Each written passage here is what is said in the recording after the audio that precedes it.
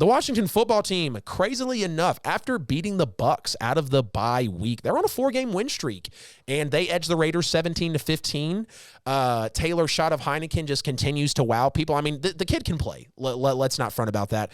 But is it actually time for Washington to build the franchise around Taylor Heinicke?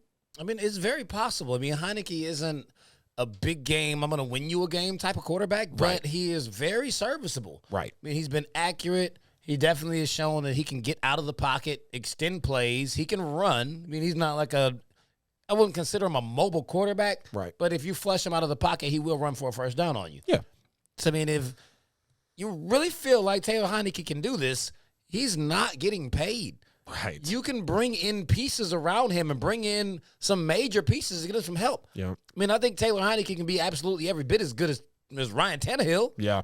I can't disagree with you, brother. Built an entire team around him. Yep.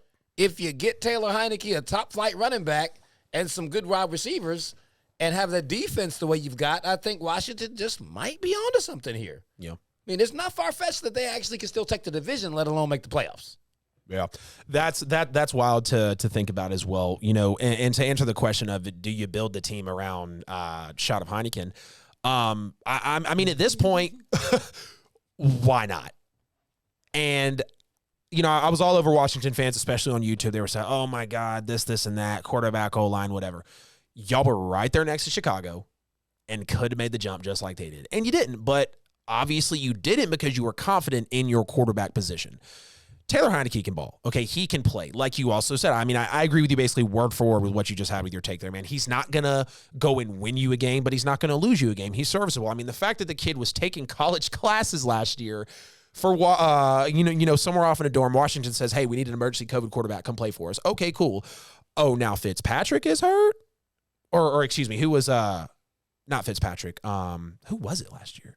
Last year, who did I don't. Either way, it don't matter. But you're going to come in, you're going to play, and you're going to make a start against Tom Brady. How you feel about that? And they take the Bucs down to the wire. Yes, the Bucs win. You know, they go on to win the Super Bowl, hindsight. But, I mean, he still played well in his first game. The kid can play overall. I mean, you got Scary Terry. You've got Logan Thomas still now. They do fear he tore his ACL, and he might be out for the season. But, I mean, let's talk about the front seven of Washington. Let's talk about Antonio Gibson. Let's talk about who is his counterpart there, J.D. McKissick. I mean, they have got players over in Washington, so you don't really need to stress about, you know, like yes, of course you want to build around your quarterback, but they've got a lot in place already. You've got Ron Rivera, who is a great mastermind in this NFL league, or in the NFL right now.